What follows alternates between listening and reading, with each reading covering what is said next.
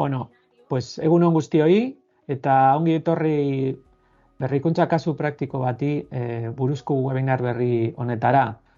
Buenos días, bienvenidos todos a una nueva edición de los webinars de casos prácticos de innovación.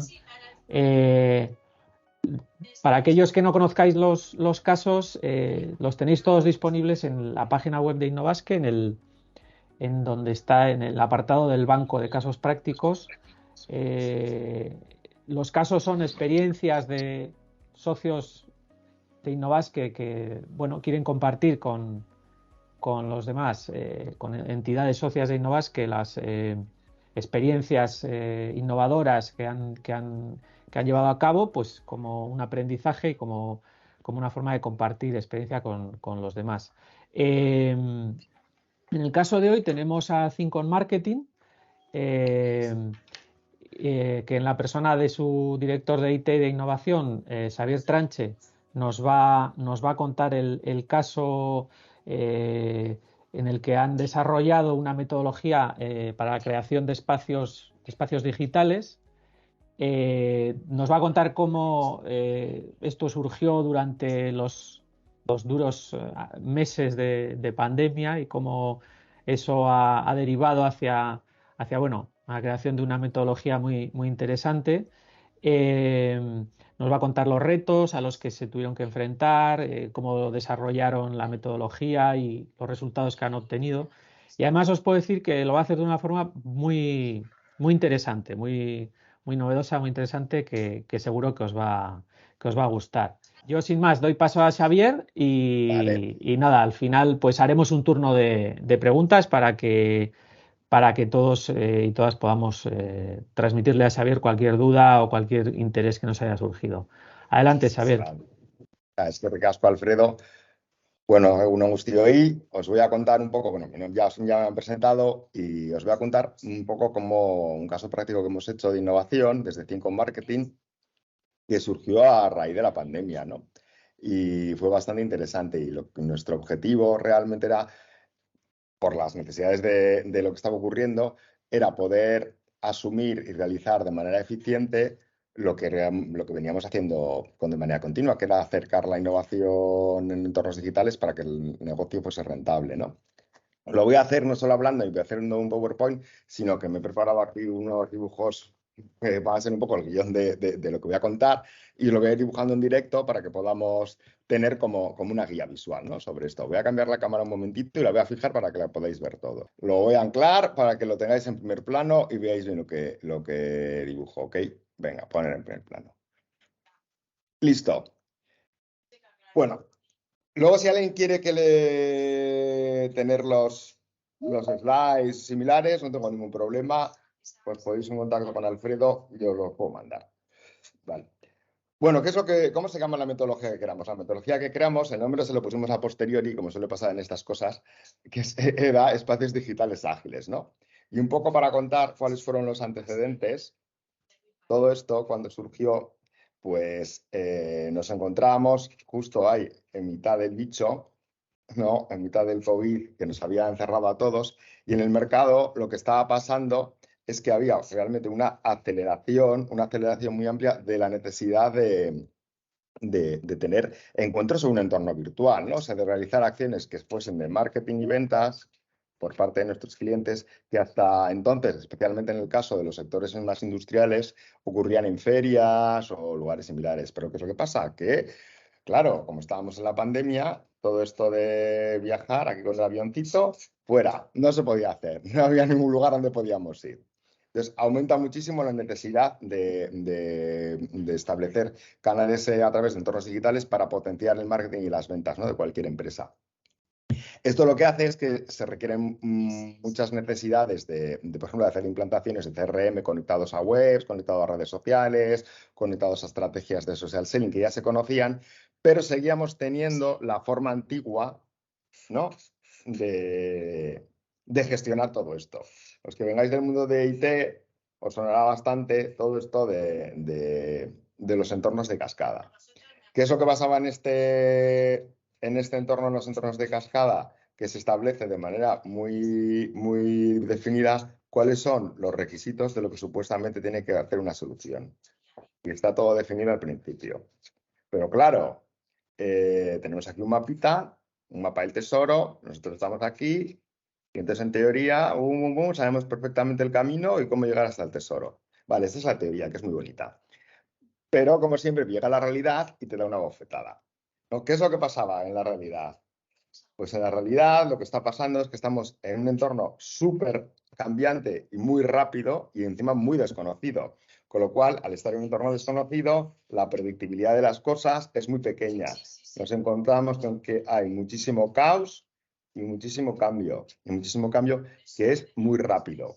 Y encima, las personas, los individuos que están involucrados, tienen muchísima incertidumbre. Porque claro, con el COVID nadie sabía lo que iba a pasar al día siguiente, ¿vale? Uno, ya he puesto el numerito.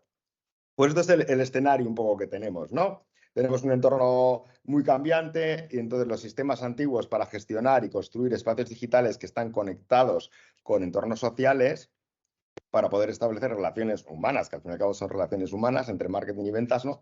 Pues no funcionan. Entonces hay que inventarse otra cosa, ¿no? ¿Qué es lo que ocurre, no? Voy a hacer aquí el marco otra vez. Dibujito 2, os lo pongo aquí ahora. Pero esto es como las hojas del cole, aquí los cuadernos del cole. Bueno, pues entonces en este entorno que es súper cambiante, ¿qué es lo que pasaba? Que si seguimos un método muy de cascada, muy de que lo tenemos todo súper definido y planificado y no se puede pasar al siguiente estadio hasta que completemos el anterior y similares, ¿qué es lo que nos ocurre? Que el time to market, esto es el dolor, este es el dolor terrible, que el time to market es muy alto. Claro, estamos en un entorno donde todo ocurre de manera muy deprisa y encima no tenemos espacios físicos para establecer relaciones, sino que dependemos mucho de los espacios digitales. Entonces, tener un time to market muy alto, lo que probablemente pueda ocurrir es que te deje fuera. Ya otro lo va a haber hecho antes que tú. Luego, por otro lado, un entorno donde hay mucho caos, tener un método así que nos haga funcionar de manera como súper planificada, todavía no entra en la metodología. Estos son los daños que nos ocurren. ¿Qué es lo que te va a hacer pasar? Que vas a acabar teniendo mucho sobrecoste. Claro, porque estabas aquí, como todo el mundo, todo ha cambiado, resulta que tienes que volver aquí.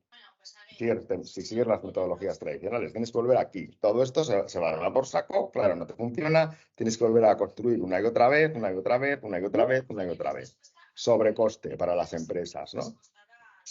Todo esto surge de una teoría, bueno, hay una teoría que cuenta toda esta historia, que es lo del triángulo de hierro, que te dice que no puedes tener a la vez fijado el dinero, el tiempo y el alcance manteniendo la calidad. Y cuanto más alta es la incertidumbre, más cierto es el triángulo, ¿no?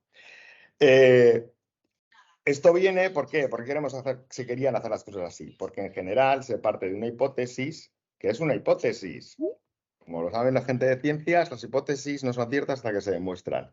Que era que el técnico de la empresa sabe más que el mercado. Es decir, oye, que yo sé cómo construir realmente el entorno digital que necesitan nuestros clientes, ¿no? O para captar clientes o para poder tener conexión con los clientes. Y esto es una hipótesis que luego resulta que si la ponemos de cara a cara con la realidad, pues estalla. Pum, pum. Bomba atómica. No funciona, no es real. Partiendo de eso, entonces decidimos, oye, tenemos que crear una metodología que nos permita en un entorno muy cambiante, donde las ideas es lo que realmente se vende, donde todo va a una velocidad de vértigo, donde la barrera física se ha roto, que nos permita poder construir entornos digitales interconectados de manera bastante rápida y que aporten valor de manera ágil al cliente, ¿no? Entonces ahí es donde surge EDA, que es entornos digitales ágiles, que es una metodología que surge de la combinación de otras metodologías diferentes y luego añadiéndoles también nuestro aspecto personal, ¿no? O nuestra pizca de sal y especias. Surge de combinar design thinking, que era algo que nosotros hacíamos internamente mucho para temas de ideación y de creación. Surge también de combinar todo esto con criterios de Agile, que tienen que ver cómo poder tener cintura para poder moverte ante cambios inesperados. Y luego surge también mucho de combinarlo con metodologías Lean, que es decir, quiero conseguir tener un servicio, porque un servicio y un producto, porque encima combinas que son las dos cosas a la vez, servicio y producto, que suponga el uso mínimo de recursos, ¿no? Que no haya despilfarro. Entonces, surgiendo esto, creamos EDA y para medir, claro, EDA mismo, para hacer EDA, en el fondo usamos EDA, es decir, partimos también de los principios que tiene, ¿no? De que estás moviendo un entorno de incertidumbre y demás. Pues necesitamos medirlo de alguna manera, cómo va funcionando esto. Entonces, nosotros mismos nos marcamos unos OKRs para medir si la cosa iba bien o iba mal, y uno de los principales era si realmente el time to market de lo que hacíamos bajaba, o sea, si el tiempo en el que algo llegaba a mercado bajaba, ¿no? Entonces decíamos, pues lo estamos haciendo bien o lo estamos haciendo mal. Esa era la forma para medirnos a nosotros mismos, es decir, la propia metodología se tenía que medir a ella misma, ¿no? Muy bien, entonces, ¿cuál es el concepto, ¿no? De esta edad? ¿Sobre qué se está basando, ¿no? ¿Cuál es lo que está la piedra angular, ¿no? Sobre la que decíamos. Bueno, con lo que os he contado, pues lo podéis deducir un poquito. Venga, hacemos el cuaderno 3, ¿no? El concepto que tenemos, la piedra angular, era que al final la hipótesis que hacía que todo se cayese es que era que el técnico sabía más que el mercado, y era mentira, ¿no? Entonces, el concepto principal que tiene es que el usuario está en el centro. Es decir, quien más sabe sobre su negocio es el cliente y no somos nosotros. Por mucho que nosotros seamos expertos, ¿no? En marketing digital y en inbound marketing, en social selling y en todas estas palabras estupendas que decimos todos los marketeros y los marketeros digitales, ¿no? El usuario está en el centro, con lo cual tenemos que escucharle de manera continua, ¿no? A lo que nos está diciendo. Y el usuario puede ser el cliente o puede ser el cliente del cliente. Es decir, si yo hago una solución de marketing digital y captación, inbound marketing, ¿no? Conexión de marketing y ventas para, por ejemplo, un usuario industrial, el usuario final es el cliente del usuario de la empresa industrial. Esto que he contado, de que el cliente del cliente es muchas veces el usuario final, a veces te provocaba conflicto o fricción, porque el cliente tiene que asumir que ni siquiera él es el que más sabe, el que más sabe es su cliente, de las necesidades, ¿no? Que cubrirse. Luego, por otro lado, otro de los conceptos principales que teníamos era que teníamos que basarnos siempre en que somos unos niños y que no sabemos hacer nada y tenemos que empezar a andar. Que esta idea traducida a algo más medible o un poquito más científico es que tenemos que movernos por modelos de experimentación, donde tenemos que construir hipótesis y después hacer experimentos para que valide la hipótesis. Es decir, por ejemplo, nosotros creemos que lo mejor para el cliente final es que tenga un CRM que se conecte a una solución de marketing automation y automáticamente a través de WhatsApp envíe no sé qué y entonces aumente la tasa de conversión. Pero eso es una hipótesis, luego hay que probarla. Entonces, todo lo que hacíamos para la hora de construir espacios digitales está basado en la creación de hipótesis y después montar experimentos, ¿vale?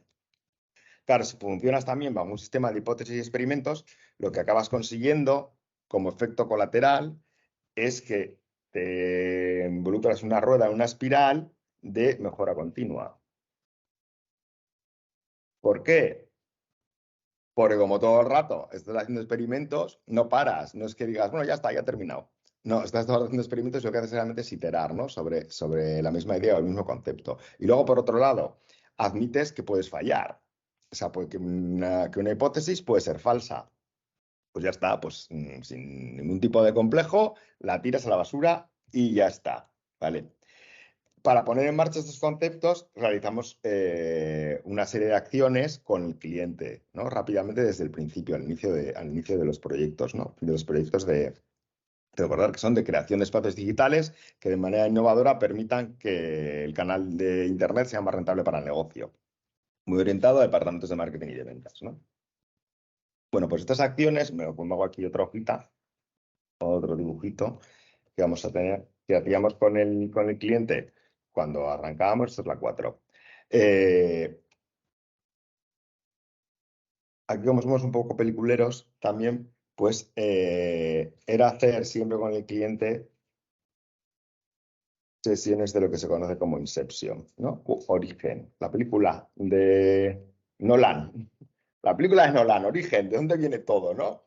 en estas sesiones que hacemos con el cliente, recordar, el cliente está en el centro, no estamos nosotros en el centro. El que mejor conoce las cosas es el cliente. Lo que intentamos es definir es una serie de ideas, ¿no? Que queden ancladas desde el principio. Que queden ancladas en la que todo el mundo, nosotros y el cliente estemos de acuerdo. Estas ideas que hacemos en las sesiones de Inception, una es el para qué. ¿Para qué? Es decir, muchas veces ocurre que dice, ay, haz una web, que quiero una web muy bonita, y tienes una bonita postal que no sirve absolutamente para nada. Por ejemplo, o ponme un CRM, pum, te ponen un CRM y luego nadie utiliza el CRM, con lo cual muy bien, los comerciales jamás van a utilizar el CRM y no vas a tener información sobre tu cliente, no sirve para nada. Luego otra vez pones soluciones que están pues, orientadas al marketing, como puede ser la web, el CRM que está orientado igual a seguimiento de ventas y luego un RP para ver lo que se ha dejado de vender o no. Pero nadie sabe lo que ocurre en el otro lado, ¿no? O sea, está desconectado, por ejemplo, el mundo de marketing y de ventas. Pues muy bien, pues has hecho una bonita solución que tampoco sirve para nada. Entonces, marcar este para qué al principio con el cliente y yo, ¿para qué hacemos esto? Pues mira, hacemos esto. ¿Cuál es la razón que exista este proyecto que hemos puesto encima de la mesa? Pues la razón para que exista este proyecto encima de la mesa, por ejemplo, es que aumentemos el número de ventas en el mercado canadiense. Esto es verdad que ocurre con un cliente. En el mercado canadiense, donde acabamos de aterrizar. Vale, pues este es el para qué, ¿no? Entonces es lo que tenemos que tener claro. Si yo te hago una bonita web y una bonita gestión de las redes sociales, pero las ventas no suben, pues fenomenal, pues no has conseguido nada. Y esto lo tiene que tener claro todo el mundo, lo tiene que tener claro el equipo y el cliente, y sobre esto estaremos de acuerdo, ¿no? Bueno, pues cuento lo que es no es. Cuando hacíamos estas acciones, el es no es era definir con el cliente el proyecto que hemos puesto encima de la mesa, qué realmente es y qué realmente no es. Es decir, por ejemplo, eh, esto es una plataforma, no es una web postal que sea muy bonita, sino que es una plataforma que permita aumentar el número de ventas. Esto que estamos construyendo, por ejemplo, es un CRM que me permita hacer el seguimiento de los clientes conectado con las redes sociales y sus espacios web, y no es un RP para llevar la contabilidad, que eso va aparte. Definir al principio lo que no es, lo que evita es generar falsas expectativas, ¿no? Y tener como clarificado al punto al que vamos. Otra cosa que marcamos eran los riesgos, pues ha puesto aquí el demonio este, que es qué cosas pueden ir mal. Vamos a pensar desde el principio, ¿qué cosas pueden ir mal? Pues puede ir mal esto, puede ir mal esto, puede ir mal esto. Puede ir mal que la empresa que nos provee de la infraestructura tecnológica no se mueva al mismo ritmo que nosotros o no nos dimensione bien los servidores que vamos a utilizar, lo que sea, ¿no? Entonces, siendo conscientes de este riesgo, se puede encarar antes, ¿no? Y otra cosa que marcamos también desde el principio, en esta sesión con ellos, es cuál es la estrella polar, ¿no? La estrella polar es una idea que nos dice, si tuviese que coger un indicador a mejorar, uno y solo uno, ¿cuál sería? Pues ya está. Y tuviese que sacrificar todo lo demás. Esa es la estrella polar y eso es lo que nos debe guiar. Por ejemplo, mi indicador final es aumentar el número de llamadas comerciales que tengo con los clientes de determinado perfil. Punto. Esa es mi estrella polar. Entonces, cualquier cosa, cuando hay un conflicto en cualquier otra cosa, si tenemos clara la estrella polar, mantenemos muy, muy bien el foco. ¿Vale? Teniendo en cuenta ya estas acciones que hemos realizado y como hemos dicho, que el cliente estaba en el centro y que el cliente era el que realmente sabe, y no nosotros, ni tampoco nuestra empresa cliente, sino el cliente del cliente. Lo que hacemos y teniendo en cuenta que partimos de muchas cosas que tienen que ver con design thinking, en el momento número 1, lo que hacemos es, junto con el cliente, construir toda una serie de buyer persona, es decir, de representaciones de quiénes son los clientes, que podemos hacerlo partiendo del conocimiento que tiene nuestro cliente o partiendo de entrevistas y focus group que realicemos. Entonces construimos estos buyer persona, que son una representación semificticia de cuáles serían los compradores finales ideales, y para cada uno de ellos decimos, oye, utilizando también focus group o entrevistas o el conocimiento tácito que tiene nuestro cliente, oye, y esta persona, cuando os va a realizar una compra o cuando se entra en vuestro proceso de ventas, ¿cómo lo hace, no? Al final, desde que tiene una sensación de necesidad inicial que sería como la toma de conciencia. O sea, noto que tengo un problema hasta que luego realmente cierro el negocio y luego igual repito o me fidelizo. ¿Qué pasitos va dando, no? Como si fuese un cómico, un storytelling. ¿Qué es lo que él realiza? ¿Qué pasos va dando, no? Y esto lo llamamos el Customer Journey, bueno, que se llama así en muchos temas de marketing, pero esto lo queremos marcar desde un principio. ¿Por qué? Porque lo que queremos es que esta personita o estas personitas, que pueden ser más de una, sean las que estén siempre presentes en todo lo que hacemos, ¿no? Y nos hacemos otra pregunta, y se la hacemos también al cliente, bueno, es Focus Group. Vale, y esta persona, para conseguir satisfacer todas las necesidades que están viendo aquí, ¿qué cosas tiene que hacer? ¿Cuáles son los trabajos que tiene que realizar? Y esto le llamamos jobs to be done, trabajos a realizar. ¿Vale? Un ejemplo que pongo siempre cuando explico lo de los jobs to be done que utilizamos y demás. Cuando tú compras una broca en el MediaMarkt, realmente no compras una broca. Lo que compras es poder poner un agujero para colgar un cuadro. Porque eso es lo que a ti te da, te resuelve tu dolor, que es que no se te cae, no puedes poner cuadros en la pared, entonces te compras una broca. Pero puede haber alternativas a la broca. Puede ser que te pongas un cuelga fácil, de estos que se pegan, ¿no? Pues ese sería, también te serviría, y estamos abriéndonos a realmente satisfacer este dolor, o sea, cubrir este dolor que ocurre en el viaje del usuario, que es que se le cae el cuadro. Lo de la broca es secundario, ¿no? Entonces realizamos toda esta lista de jobs to be done, que tiene que hacer, se me cae el cuadro, qué es lo que debo hacer, y con eso construimos la solución. La primera versión de la solución, porque luego os voy a contar que no es que tengas una solución final desde el principio, la primera versión de la solución. Al buscar para cada uno de estos trabajos qué cosas la que le puede resolver esa necesidad o ese dolor, lo que tenemos es, voy a buscar al Rey Mago o algo parecido, o un hada o algo así, la lista de deseos. Lista de deseos. ¿Qué es lo que nos gustaría que hubiese, ¿no? ¿Para qué? Para resolver estos dolores que hemos encontrado. Esta es una lista de deseos que es la carta a los Reyes Magos, todo lo que debería hacer. Pero claro, construir esta lista de deseo entera puede ser algo muy, muy, muy largo, muy, muy costoso. Esto puede no acabar nunca, puede llegar hasta el infinito y más allá. Entonces, lo primero que hacemos es siempre construir una plataforma de lanzamiento que es la primera versión de esta solución construida a partir de esta lista de deseos. Esta plataforma de lanzamiento, así es como un cohete, ¿no? Plataforma de lanzamiento. Podríamos asimilarlo a algo parecido a un MVP, producto mínimo viable, pero no es un producto mínimo viable porque no es un producto que esté cojo. O sea, cubre es mucho mejor que lo que tienes. Si tuvieses algo es mucho mejor que lo que tienes. Si lo puedes poner en el mercado, ya. Ya. Esa es la idea, que lo puedes poner en el mercado ya. Y después ir evolucionando poco a poco. Le voy a poner aquí más patas o le voy a poner otro motor aquí al cohete. Ir evolucionando el cohete y cada vez hacerlo más eficiente. Pero es importante eso, que sea algo que ya coloques en el mercado. De esta lista de deseos, priorizas. Hay muchas técnicas para priorizar y decides cuáles son realmente las soluciones que mayor satisfacción le van a dar a esta personita, ¿no? Como sustante al buyer persona. Y es muy importante que cuando se construye esta plataforma de lanzamiento, el equipo que la construye no esté dividido en silos.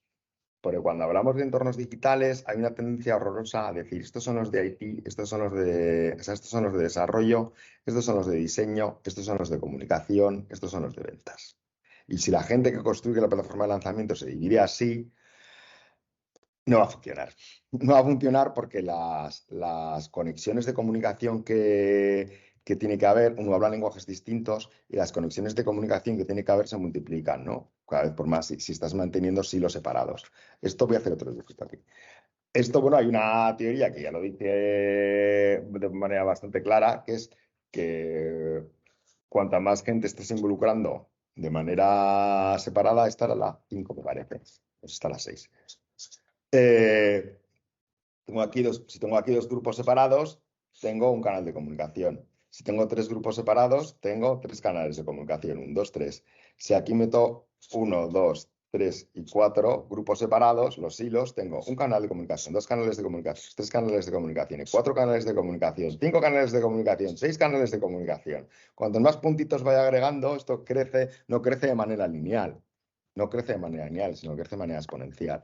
Como mantenga muchos hilos, llega un momento que es imposible, pongo aquí una señal de prohibido, comunicarse. Bien. En los canales de comunicación va a haber un montón de interferencias y de malos entendidos. Entonces es muy importante que no haya silos, sino que el grupo sea multidisciplinar. Luego,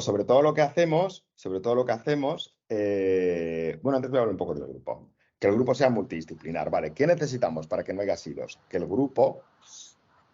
el equipo que forma parte de lo que vayamos a construir, el equipo que forma parte vayamos a construir, tenga, esto viene de agilismo, que está incorporado aquí en la metodología, tenga lo que se conoce como habilidades T.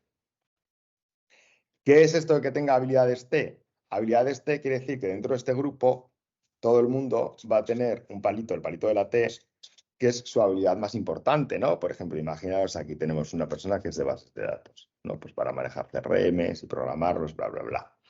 Pues conoce un montón de bases de datos, pero tiene también habilidades no tan profundas aquí al lado, como puede ser que pertenecen a otros miembros del equipo, ¿no? Por ejemplo, esto puede ser aquí, pues esta persona que es de CRM también conoce mucho de marketing inbound.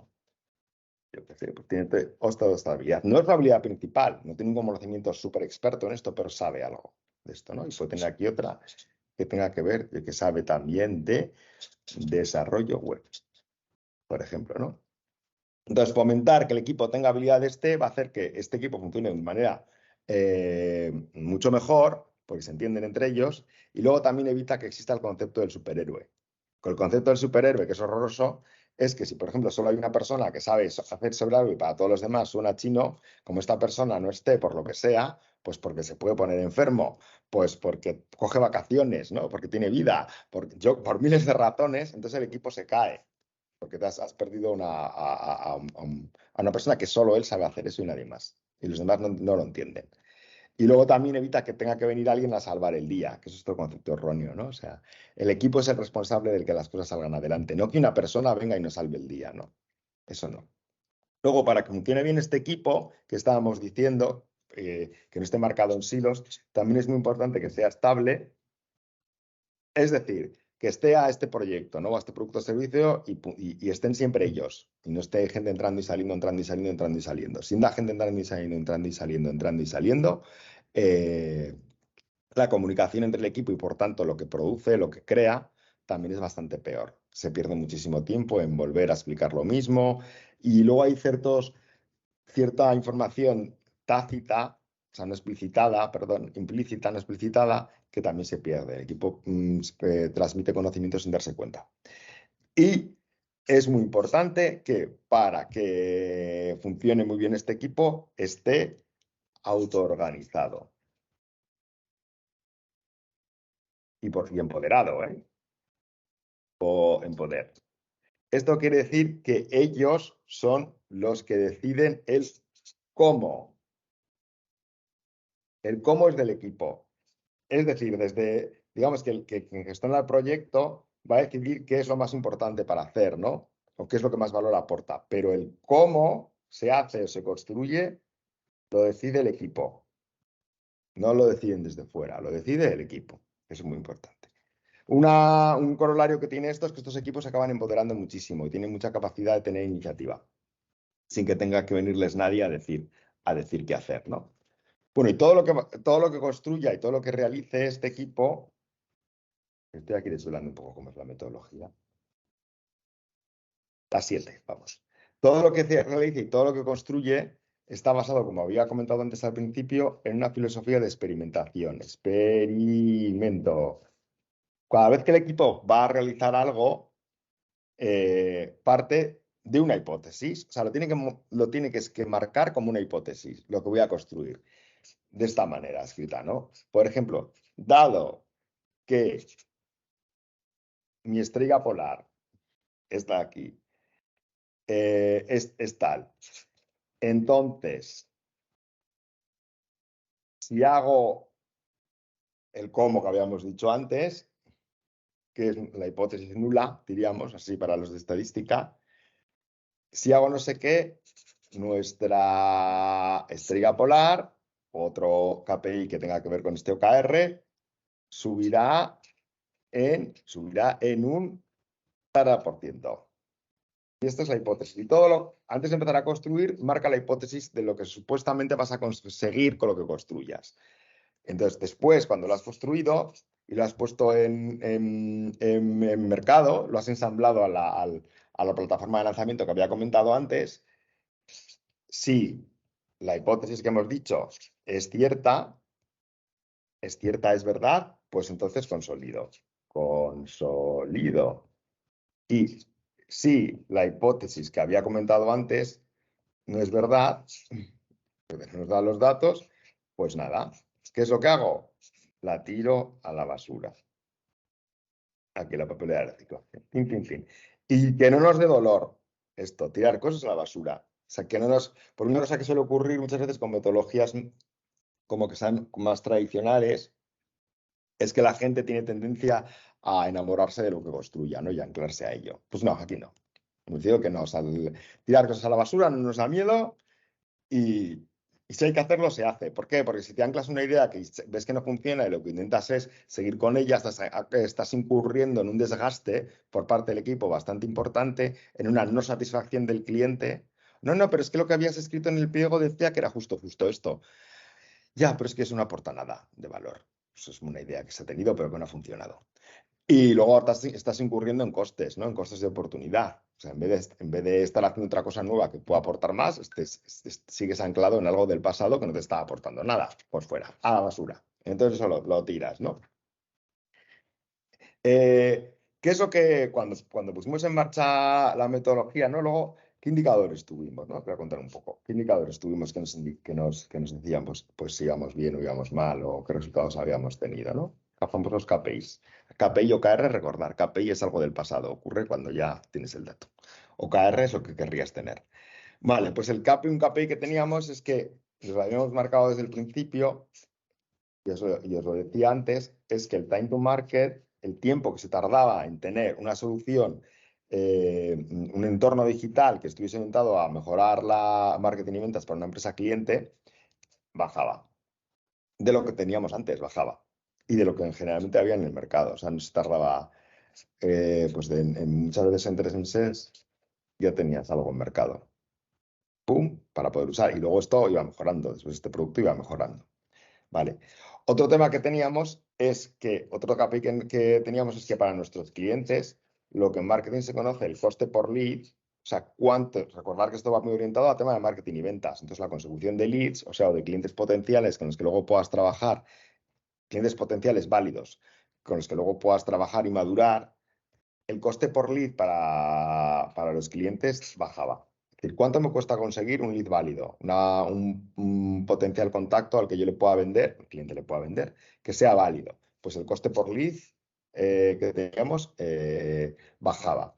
Y después otro indicador que tuvimos, que es la conversión, es decir, desde que tienes el lead hasta que se tiene el cierre, hasta que vendes, nuestro cliente, la conversión, la tasa de conversión, cuántos leads acaban en cierre, subía.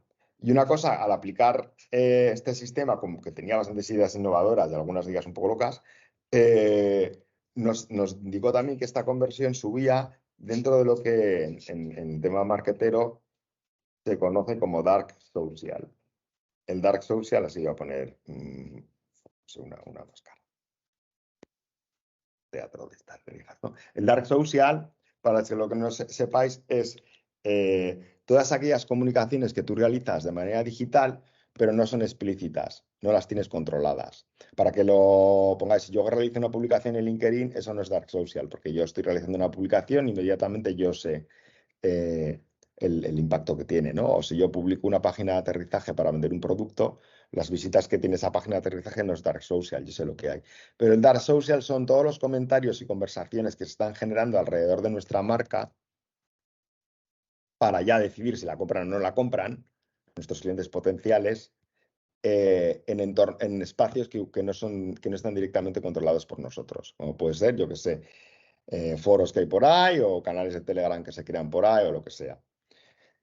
¿Por qué aumentó la conversión en Dark Social? Porque precisamente al basarnos en estas ideas de experimento y comprobación y de iterar y poder tirar cosas a la basura, pues muchas veces surgían ideas que de otra manera no hubiesen surgido, porque eran ideas poco conservadoras. Vamos a hacer no sé qué, no sé cuántos, hacemos que luego haya un pixel que llega a no sé qué sitio de Telegram y luego lo medimos. Hostia, estamos viendo cosas que antes no podíamos ni medir porque eran opacas para nosotros, ¿no? Entonces ahí vimos que también convertíamos, que también mejorábamos.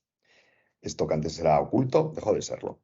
Y luego, otros beneficios que tuvimos colaterales, no previstos, fue por un lado el empoderamiento. Esto para mí fue buenísimo. Así, el músculo. Chan, chan, chan. Que provocó que el equipo de trabajo, los equipos de trabajo, eh, fueron capaces de tener mucha más responsabilidad, mucha más capacidad de decisión y mucha más proactividad, ¿no? Entonces, la figura de lo que se conoce como Project Manager o similar, nosotros le llamamos Product Owner, porque cogemos la palabra del agilismo, cada vez era, no es que no fuese necesaria, que lo era, pero no era tan necesaria. O sea, no tenía que estar haciendo de babysitter con el equipo cada 2 por 3, porque el propio equipo era capaz de tener ideas nuevas, que las aportaba, y de poder tomar decisiones de manera autónoma, ¿no? Y, y surgiendo de este empoderamiento, otra cosa que surgió también es la mejora de habilidades. De habilidades. Voy a hacer aquí la bombilla. Claro, antes, si os fijáis, si recordáis un poco lo que hablábamos antes, estábamos diciendo que la gente tenía que tener habilidades T y que el equipo tenía que ser estable, ¿no? Entonces, de manera natural, entre los propios miembros del equipo hay como transmisión casi casi por osmosis de conocimientos. Entonces, ese equipo que era multidisciplinar y estable, aunque no estaban, cada uno estaba en su casita, que estábamos con la pandemia, estaban todo el día juntos digitalmente hablando. Entonces, entre ellos se transmitían conocimientos. Como no trabajaban por silos, los problemas los resolvían un poco entre todos. Entonces, alguien que igual no sabía el ejemplo de antes, alguien de antes que decíamos que sabía mucho de bases de datos, igual no tenía ni idea de publicidad, de medios de pago, pues acababa aprendiendo algo de Paid, ¿no? De Paid Media, de publicidad en medios de pago, que antes no tenía ni idea y que en su vida se había planteado que podía llegar a saberlo. Pues ahí sí, empezaron a mejorarlos. ¿Vale? Y el resultado de esto, a nivel de clientes, que tuvimos, por ejemplo, pues ocurrieron que durante este proceso a un cliente le dieron un premio por la estrategia de marketing digital que había implementado y demás, fenomenal. Luego, otro cliente pasó de hacer principalmente B2C a hacer B2C, 2B, que lo tenía menos controlado, y B2B.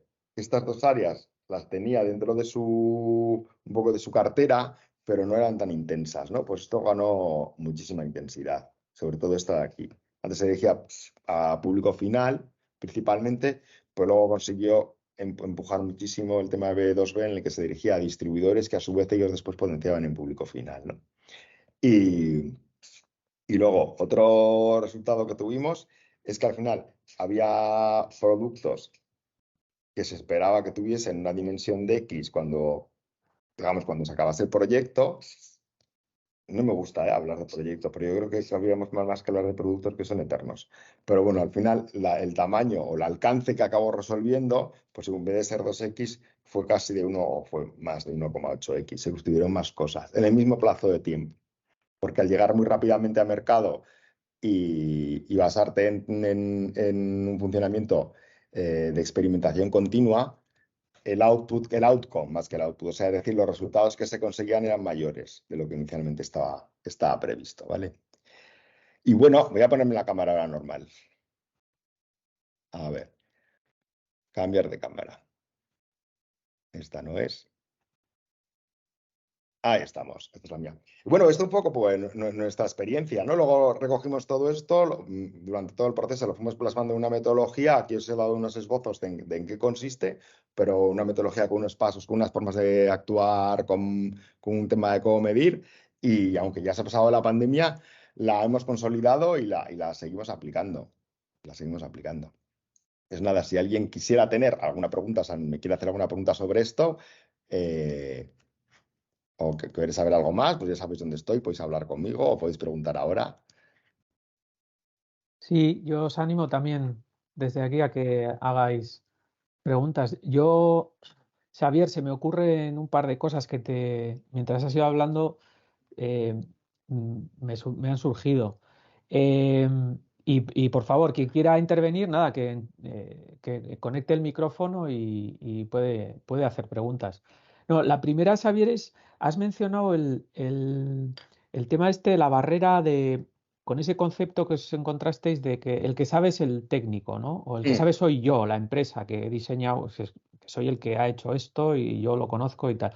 Y cómo cambiar hacia el que sabe es el usuario, ¿no? Y que ahí había una fricción entre. Entonces, ¿cómo manejar eso desde vuestra posición? O sea, ¿cómo convencer al cliente de que tiene que hacer esa transición, ese cambio de idea? Y si hay algún tipo de empresa en cuanto a su estructura o en cuanto a su forma o sector en el que esa barrera sea más fuerte. O sea, primero, vale, cómo manejarlo desde vuestro punto de, ¿no? sí, Y si hay tipologías de empresas en las que eso sea más marcado. sí, no, mira, pues está muy bien esa pregunta que me está dando, porque como os comentaba que al principio hacíamos como un arranque con el cliente que le llamábamos Inception, ¿no? Entonces, en el propio Inception ya le decíamos al cliente la manera en la que íbamos a trabajar, ¿no? Que tenía que partir de la idea de el cliente sabe más que tú. Tu cliente sabe más que tú de lo que necesitas y vas a tener que ser consciente de cuál es lo que al cliente realmente le aprieta, no lo que tú crees que es de resolver, sino cuál es el problema real que tiene el cliente. Entonces él hace una pregunta: ¿podrías tú decirme exactamente cuáles son los dolores que tiene este cliente ahora mismo? Entonces te lo dicen, pam, pam, pues tiene tal, le duele cual, le duele no sé qué. Dice, vale, ¿lo has testado? ¿Es verdad o no es verdad? ¿O es una hipótesis que tú tienes? Entonces te pueden decir, no, me lo acabo de inventar, o lo sé por la experiencia de X años, o sí, lo he testado. Entonces decían la tercera, pues te lo puedes creer más, y decían la primera o la segunda, le decías, oye, vamos a hacer una prueba. Vamos a hacer un focus, un grupo, vamos a coger a uno de tus clientes potenciales o clientes que ya tengas y hacemos una entrevista con ella, que las tenemos muy guionizadas. Y entonces descubrimos si esto es verdad o no esto es verdad. Y ahí desmontas muchas hipótesis, ¿no? Porque desmontas muchas hipótesis porque luego al cliente le vas con datos, a nuestro cliente le vas con datos. Oye, mira, esto que pensabas que era así, resulta que en esta serie de entrevistas que hemos hecho, que las hacemos muy deprisa, ¿eh? O sea, nuestra idea es que, por ejemplo, esa fase de entrevistas en una semana nos la quitemos de encima. Entrevistas y conclusiones. Pues necesitas un grupo, no necesitas un número tampoco muy alto para extraer conclusiones. Ahí usamos un poco de lo que se llama Sprint, que también es una metodología que tiene que ver con Lean y tal. Pero bueno, luego le vas con datos al cliente, y al irle con datos, los prejuicios, las preconcepciones se caen. Se caen. Y después me comentabas si hay algunos sectores en los que esto sea más difícil o sea menos difícil. Eh, Mira, el sector de Haití es complicado. Yo estoy en Haití, ¿eh? O sea, ¿por qué? Reconozco que a veces somos un poco arrogantes, o sea, o lo podemos ser, porque como es muy complicado, creemos que nadie sabe de nada y no sé qué, ¿no? El experto soy yo y demás. Ahí es complicado y es lo mejor es irle con datos a la gente de Haití. Luego el sector industrial. Por el sector industrial es porque es muy tradicional. El sector industrial es como muy tradicional. Entonces, pero lo bueno es eso, pones hipótesis, lo que tú crees y lo que te están diciendo igual que deberías testar con el cliente. Y vamos a ver qué pasa. Y ya está. Sacas el dato y pues mira, lo que tú creías no era verdad. O era un prejuicio, ¿no? No se cumple siempre o no se cumple nunca. Ya, sí, sí. Oye, y otra cosa, ¿y hay algún caso en concreto que quieras reseñar por los resultados que ha Mira, obtenido o algún sector en concreto que dices, jo, pues mira, era un sector que nunca hubiese pensado y no sé, sí, mira, tuvimos un caso, no sé si puedo mencionar aquí a clientes, sí, pues sí, creo que sí lo supongo puedo. que sí. Sí. Mira, trabajamos con Arteche, que lo he comentado aquí, que fue el cliente que le dieron luego un premio, ¿no? Por todo el tema de implantación de un plan digital, ¿no? De captación de clientes. Pues trabajamos con Arteche, ahora son bastantes autónomos, pero bueno, tuvimos un proyecto bastante intenso en el que tenían que confluir su espacio digital de la web, su gestión y conexión y establecer relaciones a través de redes sociales con clientes potenciales, principalmente en LinkedIn, en un entorno en el que su alcance era mundial, porque al final se mueve por diferentes mercados del mundo. Arteche vende soluciones que tienen que ver con la ingeniería eléctrica, pues relés para trenes o para centrales nucleares o bueno, cosas de este tipo, o sea, como muy grandes y como muy, muy, muy industrial. Y, y además tenemos que conseguir que nos compren online o que cierren, no que cierren visitas, sino que nos compren online. Pedidos de cosas muy técnicas, de muchísimo dinero, que tienen por detrás una legislación muy complicada y además, encima, en mercados nuevos como era Canadá o como era Estados Unidos. Se hizo la prueba piloto para Canadá y Estados Unidos aplicando esta metodología. Los resultados fueron increíbles. Vamos, se superó con de creces la estrella polar, ¿no? Que teníamos. Y luego esto se extendió para el resto de países del mundo. Y la verdad es que muy bien, y ellos Ujú, también muy contentos, ¿no? Y luego, por ujú, otro lado, pues otro cliente diferente, ¿no? Que teníamos, que es Café Fortaleza, que estos son de aquí, se dirigen mucho a consumo, pues eso, venden café y tenían muy clara la línea B2C, que la estaban trabajando, la trabajaban muy bien, pero tenían un problema de que la plataforma antigua no era suficiente como para mantener un rastreo de lo que hacen o dejan de hacer los clientes y poder, por lo tanto, afinar lo que le estás ofreciendo al cliente con lo que realmente necesita, ¿no? Eh, se aplicó esta metodología, se cambió todo el entorno digital, se conectó con muchos temas que tenían que ver con automatización de marketing. Primero muy orientados a cliente, pero luego surge la idea, oye, pero es que vuestro cliente no solo es consumidor final, luego tenéis distribuidores y luego tenéis hostelería. Distribuidor, y luego tenéis un B2B muy raro, ¿no? Por ejemplo, yo voy a vender a que consuman café el parque de bomberos de Vizcaya, ¿no? Me lo estoy inventando. Pero el bombero sí. de Vizcaya, no es, el consumidor final no es el bombero que va y se pone el café en la máquina, sino la persona responsable de que eso se distribuye allí, ¿no? Entonces eran como mercados que estaban más olvidados. Haciendo el Customer Journey, surgieron estos buyer persona distintos y entonces empezaron a ver que había unas necesidades distintas. Sí es cierto que la plataforma de lanzamiento que comentábamos iba orientada al B2C, pero luego se amplió y se orientó a B2B, a contactar a través de este tema de redes sociales y vincularlo con la web y con el CRM y con el ERP. Y es que aparte aquí había muchísimas piezas tecnológicas diferentes. Y aumentó la consecución de ventas en estos entornos, ¿no? De B2B y B2C2B, o sea, tanto en distribuidores como en clientes que estaban como muy abandonados, como podían ser, pues eso, tema oficinas, instituciones públicas o similares. Y con Bueno, ellos seguimos trabajando. ajá. Pues no sé si alguien quiere hacer alguna pregunta. Nos queda muy poquito tiempo ya de reunión.